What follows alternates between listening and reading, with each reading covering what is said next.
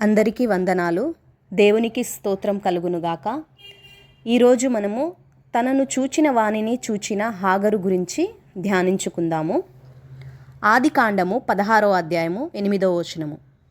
శారాయి దాసివైన హాగరు, ఎక్కడి నుండి వచ్చితివి, ఎక్కడికి వెళ్ళుచున్నావని అడిగినందుకు, అది నా యజమానురాలైన శారాయి యొద్ద నుండి పారిపోవుచున్నాను అనెను. హాగరు ఐగుప్తు రాజైన ఫరో అబ్రహామునకు ఇచ్చిన దాసదాసులలో ఒకటి. ఆదికాండము 12వ అధ్యాయము. ఆమె శారాకు నమ్మకమైన దాసిగా పనిచేయుచున్నందున శారా ఆమెను ప్రేమించెను. తనకు సంతానము కలుగకపోవుట చూచి దేవుడు ఆమె ద్వారానైనా తనకు సంతానము ఇచ్చుననుకొని హాగరును అబ్రహామునకు భార్యగా ఇచ్చెను. యజమానురాలి మాటకు విధేయతగా హాగరు అబ్రహామునకు తన్ను తాను అప్పగించుకొనెను. కానీ ఎప్పుడైతే హాగరు తాను గర్భవతినని తెలుసుకున్నదో ఆమెలోనికి గర్వము వచ్చెను. అంతవరకు తనను ప్రేమించిన శారాకు వైరిగా మారెను. అంతవరకు యజమానురాలుగా ఉన్న శారా ఇప్పుడు ఆమె దృష్టికి నీచురాలుగా తోచెను. అయితే శారా అందును బట్టి హాగరును శ్రమలు పెట్టుట ప్రారంభించెను.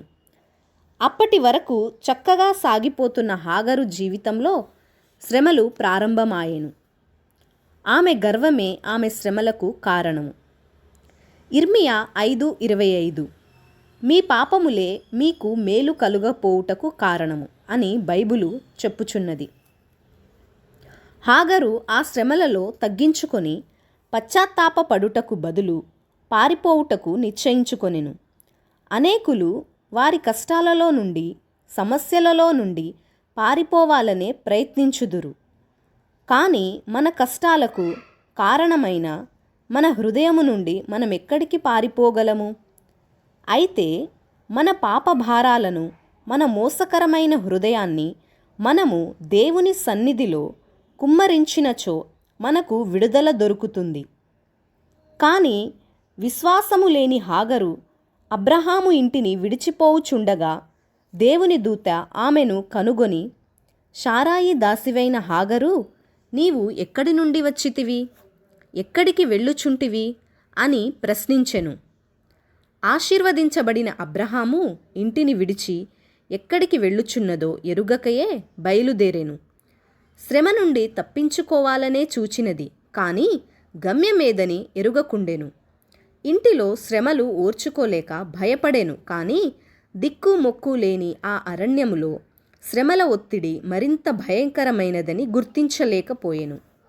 ఈనాడు అనేకులు శ్రమల నుండి విడుదల పొందగోరుచు శ్రమ నుండి మరింత శ్రమకి పోవుచున్నారు.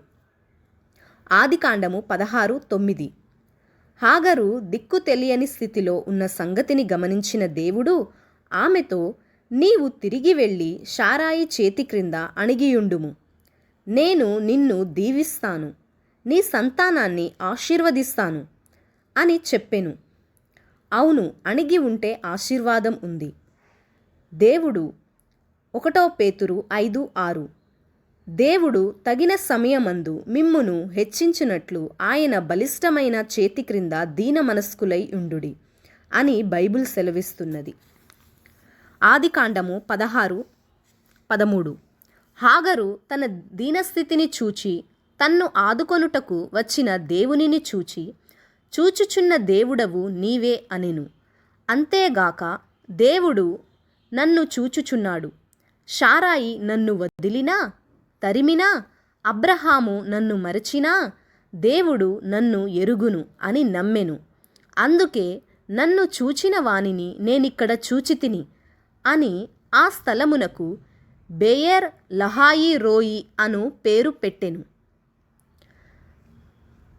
దేవుడు ఎప్పుడు మనలను ఆదరించాలని, మనకు సహాయము చేయాలని మన వైపు చూస్తూనే ఉన్నాడు.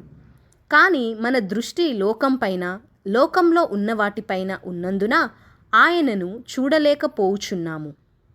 లూకా 19:5 జక్కయ్య యేసును చూడాలనుకున్నాడు, కానీ యేసు తనను చూస్తున్నాడను ఎరుగకుండెను. అయితే యేసు యేసుప్రభువు ఆ చెట్టు దగ్గరకు వచ్చినప్పుడు జక్కయ్య పేరును అతని హృదయంలోని ఆశను ఎరిగినవాడు కనుక, జక్కయ్య త్వరగా దిగుము, నేడు నేను నీ ఇంట ఉండవలసి ఉన్నది అని ప్రభువు చెప్పెను. అనేకులు మమ్మునెవరు చూచెదరు, మా సంగతి దేవునికేమి తెలుసు అనుకొందురు. కీర్తన 94:9. అయితే చెవులు కలుగజేసినవాడు వినకుండునా, కంటిని నిర్మించినవాడు కానకుండునా అని బైబిల్ చెప్పుచున్నది. యెహోవా, నీవు నన్ను పరిశోధించి తెలుసుకొనిచున్నావు. నేను కూర్చుండుట నేను లేచుట నీకు తెలియును.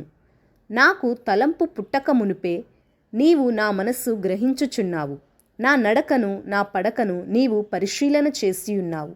నా చర్యలన్నిటినీ నీవు బాగుగా తెలుసుకొని ఉన్నావు అని దావీదు అంటున్నాడు.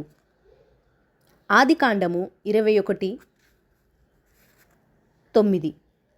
తన్ను చూచిన దేవుని చూచిన హాగరు జీవితము నూతన మలుపు తిరిగెను. ఆమె తిరిగి వెళ్ళి శారా చేతి క్రింద అణిగియుండెను. తరువాత ఆమె కుమారుని కని అతనికి ఇష్మాయేలు అని పేరు పెట్టెను. నా కష్టము తీరెనని ఆమె సంతోషించుచున్న వేళలో శారా గర్భవతి అయి ఇస్సాకును కనెను.